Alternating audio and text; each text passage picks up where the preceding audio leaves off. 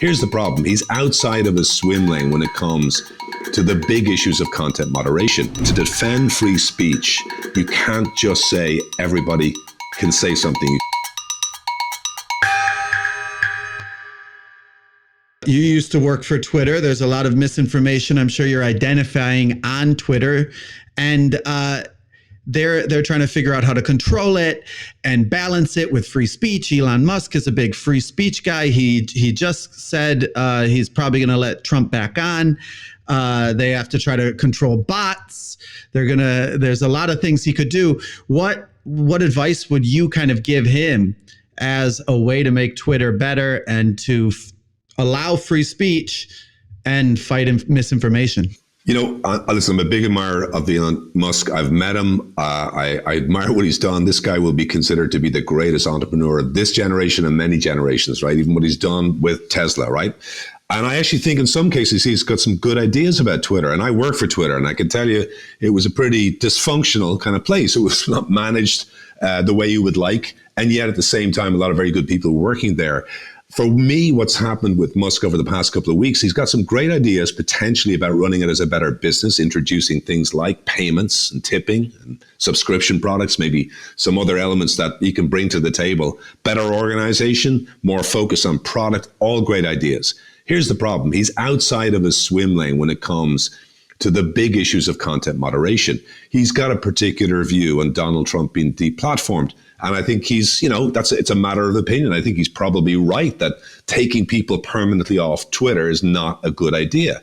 But when he starts to explain what he's going to do about content moderation, you suddenly see him losing his way. Like last night, for example, he came out and said deplatforming Trump was a really bad idea.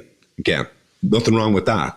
Then he goes on to say, that he was saying that we should basically say if there are tweets that are wrong and bad, we should make them invisible or maybe suspend them or a temporary suspension, but not a permanent ban. And you're like, everybody who knew anything about content moderation was tearing their hair out because for years they've been realizing it's just really difficult. There's one favorite guy that I like is Alex Stamos, who's a former security chief of Facebook. And he said, watching Musk last night, trying to make these simplistic solutions like watching a baby play with a blender from behind a plexiglass wall, right? He was coming up with these solutions on the hoof and he hasn't looked under the hood, right? So in the end of the day, it comes to these high profile decisions like Trump, content decisions in the United States that form a tiny proportion of the rules and of the content moderation decisions being taken every single day. And for the rest of those decisions, there's lots of good reasons for them.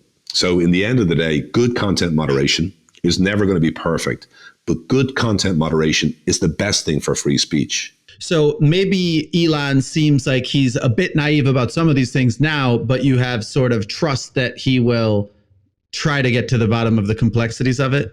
Yeah, like he met the other day, the European Commissioner, one of the people responsible for bringing new rules in here in Europe that will be making these platforms more accountable, more transparent. He said he agreed with everything he'd heard, which is a big surprise to me because I thought he was on a collision course with Europe. So he's showing signs that he is educating himself really, really quickly.